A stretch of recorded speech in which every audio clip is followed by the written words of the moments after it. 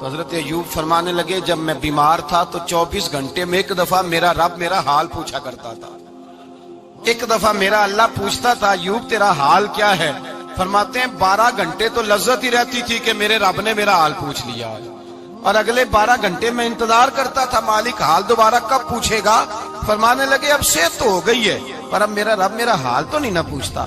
بھائی مشکلات جو ہوتی ہیں وہ تو تجھے سجا دیتی ہیں، سوار دیتی ہیں، تجھے یاد آتا ہے کوئی اپنا، جب تجھے درد ہوتی ہے نا، تکلیف ہوتی ہے، پھر تیرا دل کرتا ہے کوئی کندھا ملے جہاں میں سر رکھ کے رہوں۔ پھر اسی لیے تو کسی درویش سے کسی نے پوچھا تھا اپنا کون ہوتا ہے؟ تو کہا جو تجھے دکھ کے وقت یاد آئے وہ تیرا اپنا ہے، جو تجھے عین آزمائش کے وقت یاد آئے اور تجھے اس کا نمبر فوراً تیرے موبائل پہ چلنے لگے وہ تیرا اپنا سجن ہے، جس کو تو دکھ کے وقت یاد کرے۔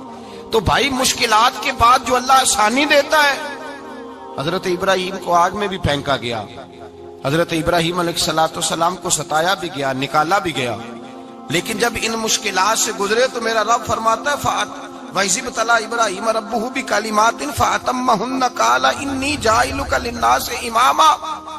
کہا جب ابراہیم پورے اترے تو پھر ہم نے انہیں امام بنا دیا۔ یا اللہ کس طرح کی امامت دی؟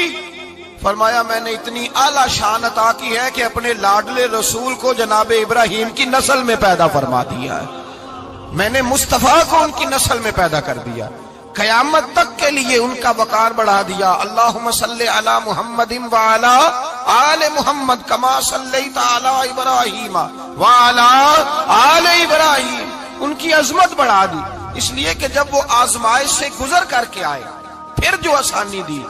میرے نبی پاک صلی اللہ علیہ وسلم نے دین ابراہیمی کی بہت ساری چیزوں کو رکھا، کہا میں ملت ابراہیمی پہ ہوں۔ جب کوئی مشکلات کو عبور کر کے آتا ہے، جب کوئی تکلیفیں سہ کر کے آتا ہے، اس کے لیے جو اجر ہوتا ہے، اس کے لیے جو پھر اللہ کتنی ذرا بڑی توجہ کیجئے گا۔ لوگ سمجھتے ہیں فلاں آدمی مشکل میں ہے تو شاید مشکل میں ہی رہے گا، فلاں آزمائش میں ہے تو شاید میرا اللہ فرماتا ہے ایک مشکل دے کے میں 2 آسانیاں بھی دوں گا۔